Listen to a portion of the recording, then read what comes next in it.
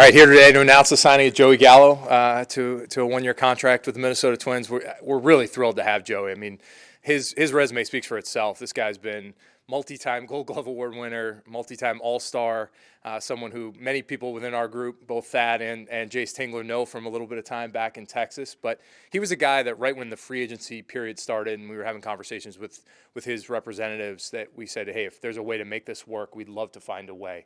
And clearly through the course of the conversation and as we got to learn a little bit more, we heard from Joey that this was the place he wanted to be. And so as we look at it right now, we think he fits our team really well. A guy who can go play anywhere in the outfield and even by all accounts has tremendous skills over at first base as well. This is a guy who's going to be a big part of this team this year, a big impact for us. And with that, I'm going to introduce him and welcome him up here and make him officially a Minnesota Twin. So, Joey. Excited to have you, man. Yeah, all right, yep, you got it. He's a great hype man. Yeah. Well, Joey, why Minnesota? I mean, Derek just said this is the place you wanted to be. Why do you want to be here? Yeah, I mean, I've always loved playing here. Have pretty good memories here, obviously starting with the Futures game and whatnot. But, I mean, just a great organization I've admired from afar, from other teams, and know a lot of guys here. Great hitting coach. I mean, great chance to win. Love the fan base. It's always a place I enjoyed playing. So, and seemed like they wanted me here, and that's all you can ask for. Just go to a place that wants you. They didn't let you keep that pickup truck at the Futures game, right? No, they didn't let me keep it. I wish. I tried. I negotiated to try to get it, but it didn't work out well. How do you feel about center field? Yeah, I mean, I got a pretty good one here right now.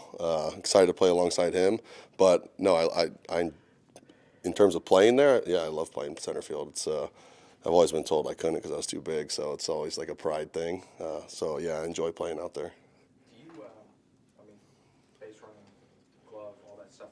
Do you feel like sometimes people kind of pigeonhole you as just the home run hitter? Yeah. What do you think you deliver, I guess, with the other areas of your game? Yeah, no, I take pride in being able to do a lot of different things in the field. Running the bases is something that I think gets overlooked a little bit in today's day and age.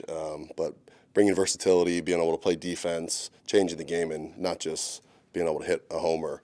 Just because you don't get a hit doesn't mean you can't change the game. So I think it's important to bring more to the game than just being an offensive profile. And so as long as I'm young and athletic, I'm going to try to be the best I can be on the field as an athlete. So. How do you feel like the new shift rules could play to your advantage?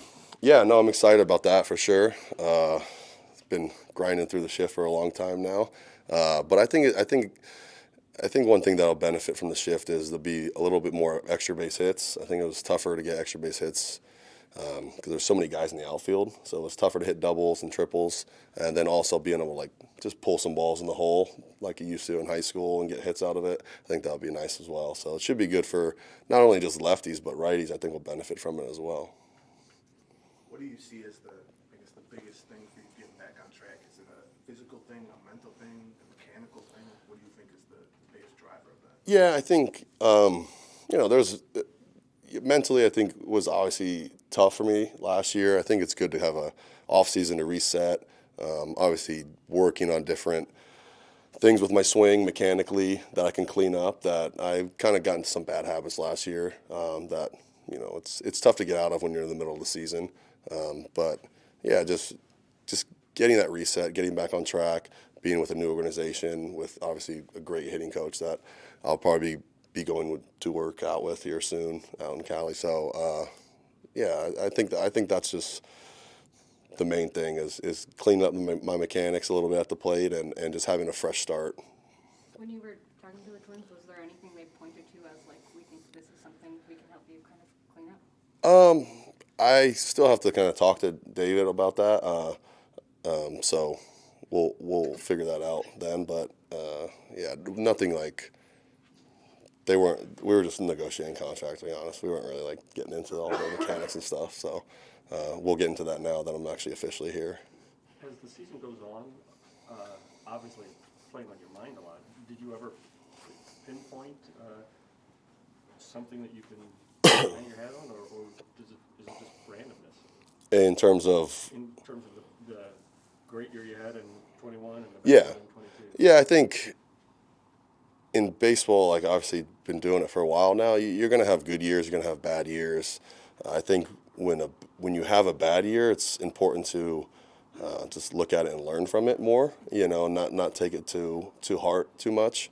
And that's what, when the season ended, obviously I wasn't like ecstatic about the year I had, but I was happy that I still showed up to the field every day. I played every day, still took pride in being a good teammate and playing good defense, running the bases the right way. But it's something that you learn from and you just grow from, and that's how I see it. It was a tough year for me, but I know I'm a great baseball player and that I can move on from it and I can make the adjustments that I need to make. Is there comfort in being in a smaller type market here compared to the grind of being in New York City? Yeah, I guess New York's probably the biggest market you can play in, I guess. And then coming from Texas, it was a little bit different for sure.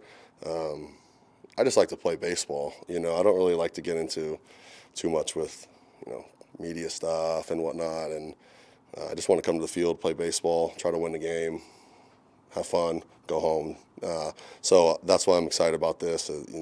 I've talked to multiple players already, and they said it's one of the best fan bases that they've played in front of. So I'm really excited about that, and just having positive support from the fans every day I think that's important. That goes a long way. Who were some of those players? I talked to Buxton. I reached out to Luis Arise. I talked to Gary Sanchez a little bit, who played here last year. So I did a little bit of homework for sure. Did you connect with Jace at all? Yeah. He texted me when the news came out, and he was fired up about it. So it'll be great to be back with him again. What's the scouting report for you, or what's the overall scouting report from all those guys? From On Minnesota. on Minnesota, they all said nothing but positive things. That it's just a great place to play, great fan base, organizations. One of the best in baseball, if not the best. So there wasn't not one negative thing said. So it was definitely appealing to me to come here because of that as well. 1-year contract, how much pressure have you put on yourself to have a big year this year? I think you always put pressure on yourself to have a big year. Even when I was on a rookie deal, whatever, you still want to play good no matter what. But I'm not really getting into that. I'm not really thinking about it like that. It's like, oh, it's a 1-year deal, prove it.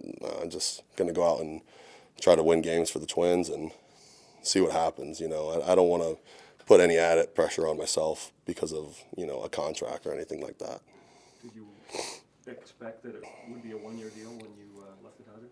Yeah. I think it was pretty clear that I'd probably take a 1-year deal somewhere. I was still young and stuff, so it was just kind of a betting on myself type thing as well.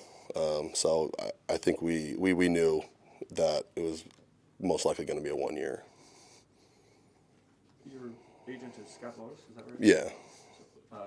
So he obviously knows a lot about this organization too. Yeah. Was he not steering you this way, but obviously more positive feedback?